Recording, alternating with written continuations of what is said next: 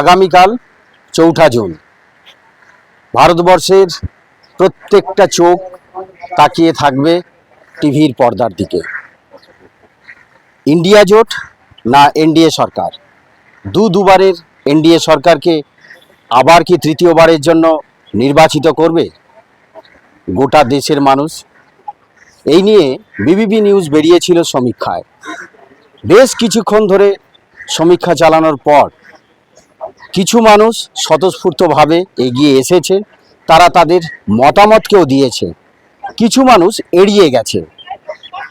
দেখব এই মুহূর্তে আমার পাশে একজন আছেন। কালকে কাকে চাইছেন? কালকে মোদিকে চাইছি। আপনার লোকসভা কেন্দ্র? বিজেপিকে। আপনার লোকসভা কেন্দ্র কোনটা? আমাদের লোকসভা কেন্দ্র আছে উত্তর কলকাতা।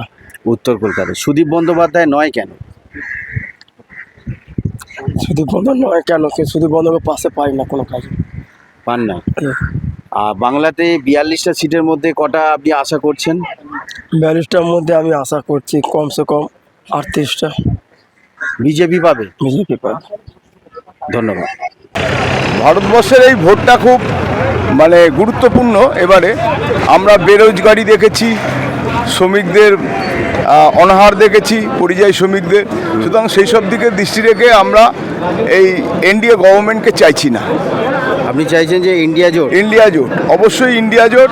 এবং ইন্ডিয়া জোট এলে ওদের যা ম্যানিফেস্টো তাতে দেখা যাচ্ছে বেরোজগারির কথা আছে, আমজনতার স্বার্থের ব্যাপার রয়েছে, সাধারণ মানুষের সুযোগ সুবিধার ব্যাপার রয়েছে, যেগুলো সব বড় লোকেরা পেয়ে থাকে। উত্তর কলকাতায় সুদীপ বন্দ্যোপাধ্যায়। উত্তর কলকাতায় সুদীপ বন্দ্যোপাধ্যায় অনেক পুরনো এমপি, 5-6 বার উনি জিতেছেন। সেই হিসেবে ওনার দিকে পাল্লা একটু ভারী। তবে এবারে ট্রায়াঙ্গুলার ফাইট তো, এখানে ইন্ডিয়া জোটটা সেই অর্থে হয়নি।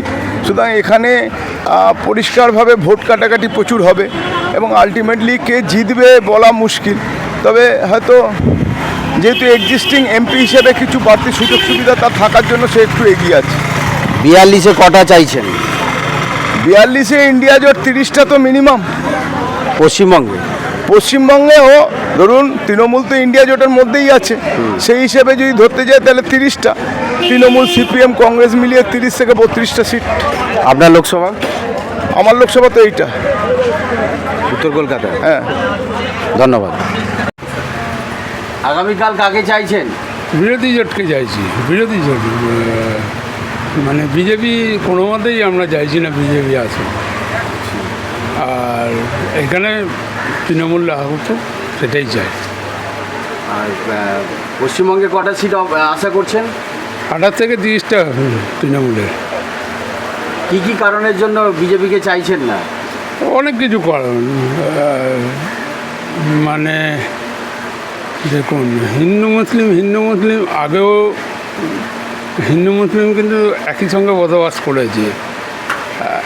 বিজেপি হিন্দুত্ব নিয়ে রাজনীতি করছে, তার ফলেও হিন্দুরা বলছে বিপদে আছে। সুতরাং এইটা নিয়েই রাজনীতি করলে কারো হবে না।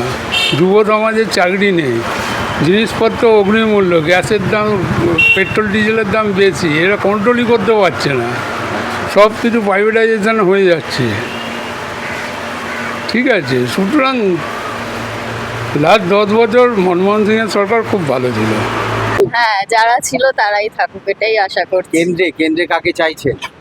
কেন্দ্রেও আমরা এখানে যা আছে তাই চাইছি। আপনি কাকে চাইছেন? আমিও তাই চাইছি, এখানে যারা আছে তারা ওখানে আসুক।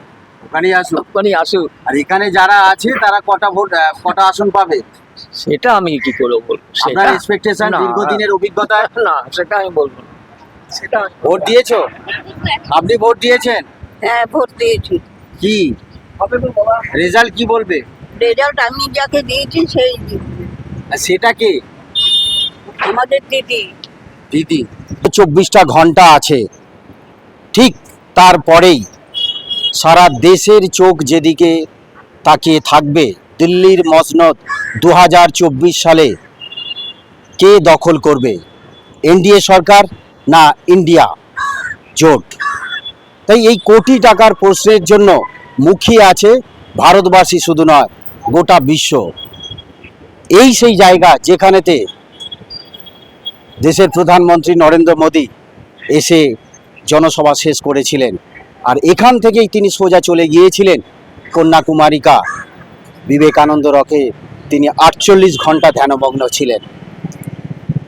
সবথেকে গুরুত্বপূর্ণ বিষয় হলো যে কি ভারতবর্ষের ইতিহাসে পর পর 3 বার প্রধানমন্ত্রী নির্বাচিত হবেন কিনা যশস্বী প্রধানমন্ত্রী নরেন্দ্র মোদী, সেটাই এখন লক্ষ্য।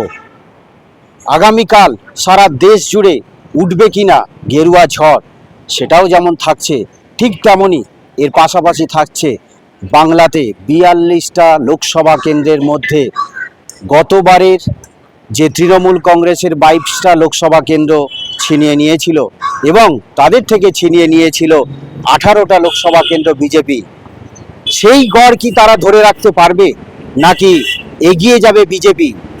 তাই অনেক রকম প্রশ্ন, অনেক প্রশ্ন থাকছে। রাজনৈতিকবিদেরা পাখির চোখ করে দেখছে সেই দিকেতে। তাই এই রাতটার অপেক্ষা। ক্যামেরায় পাভেলের সাথে পলাশ সামন্তের রিপোর্ট, বিবিবি নিউজ, কলকাতা।